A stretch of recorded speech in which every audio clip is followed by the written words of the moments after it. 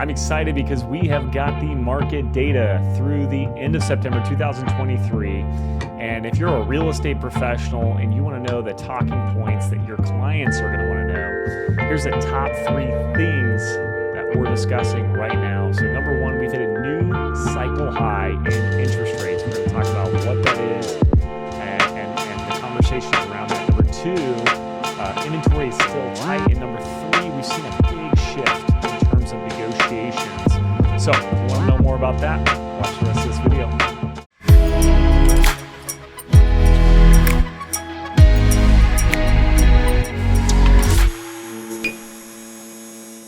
First on the docket is interest rates. We have hit a new cycle high for the 30-year fixed.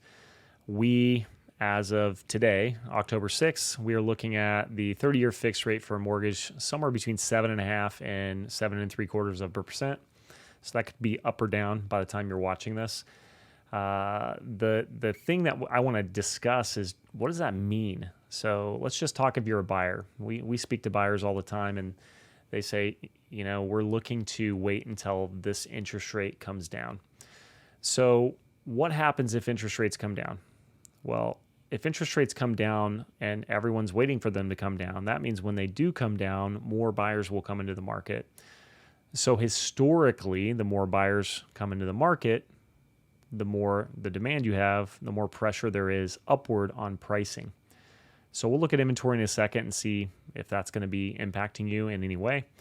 The other piece is, if you buy today and interest rates don't come down, let's say they go up. So it's 7.5% today, and a year from today, we're looking at 9.5%.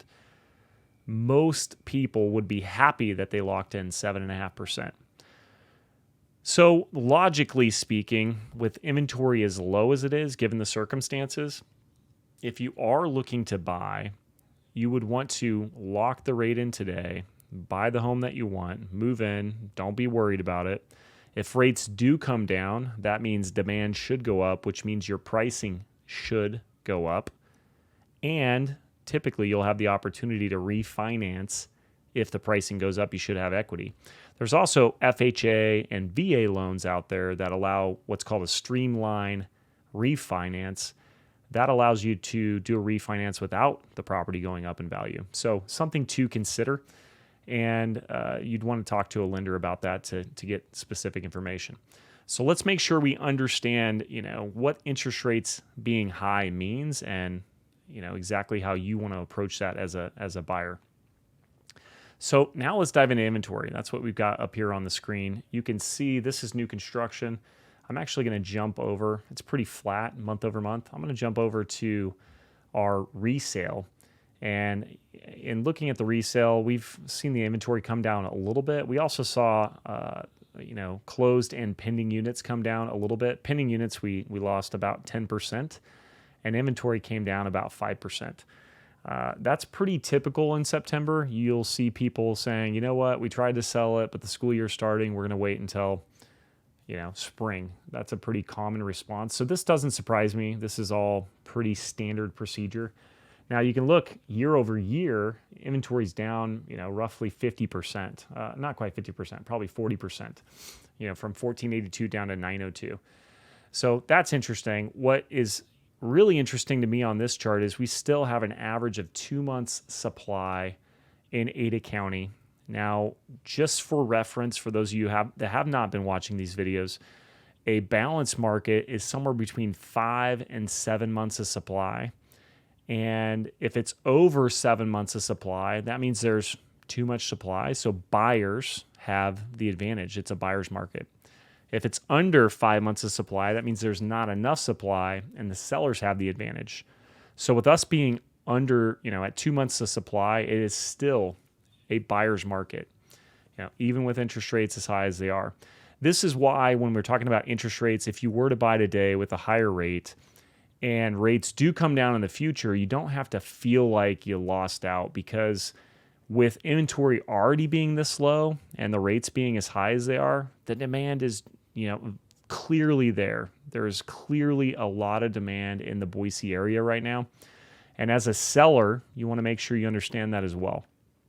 Plenty of people out there looking to buy homes. Now, what I wanted to discuss was the negotiations.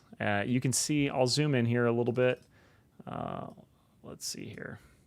If we come to this sold to original ratio, you know, just a year ago, maybe, you know, if you go back 2 years ago, this was all over 100%, every single category.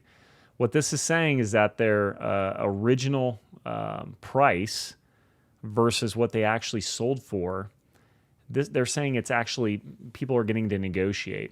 Now, one of the reasons I like this document is that we can discuss with our buyers and sellers both. We can let our sellers know, hey, this is what we should expect to negotiate. And then we can let our buyers know, hey, this is what you should expect to get based on, you know, what's happening on average in the market. Now, it's not 100% accurate for every single scenario. You know, if something hits the market day one and it gets 5 offers on it, which is still happening today, then obviously you're not going to be able to negotiate downward on that price very much. But if something's been sitting on the market for 30 days or 60 days, then that's worth considering. The other thing is, if you scroll down there to the bottom right, you can see the average days on market's 40. You know, 2 years ago, that average days on market was in the 20s, you know, low 20s. So we're seeing, you know, sellers should be expecting some more time to be on the market, and you know, buyers should be able to see homes for a little bit longer. They don't necessarily have to get into the home in the first 8 hours, or they're not going to be able to buy it. So that's what's changing in the market. Definitely wanted to keep you guys in the loop on what's happening here. The takeaways for you is, even with rates rising, demand is still there. Inventory is still low. There's a lot of sellers who are choosing to stay put in their homes, which is why interest rates are staying down, which is why prices are staying down, because inventory is staying down. So this kind of weird melting pot has got us to this point where, you know, we are in this low inventory situation, even with interest rates being higher. So words of wisdom that I love to share with anyone when I get asked, you know, when's a good time to buy? The best time to buy is when you have a good enough reason and you can afford it. If you have a good enough reason to buy, check, and you can afford it, check, then you just need to go forward and buy with confidence, because timing the market is a fool's errand. So thank you guys so much for checking this video out. If you have questions or comments, please reach out to us. We would love to help you out.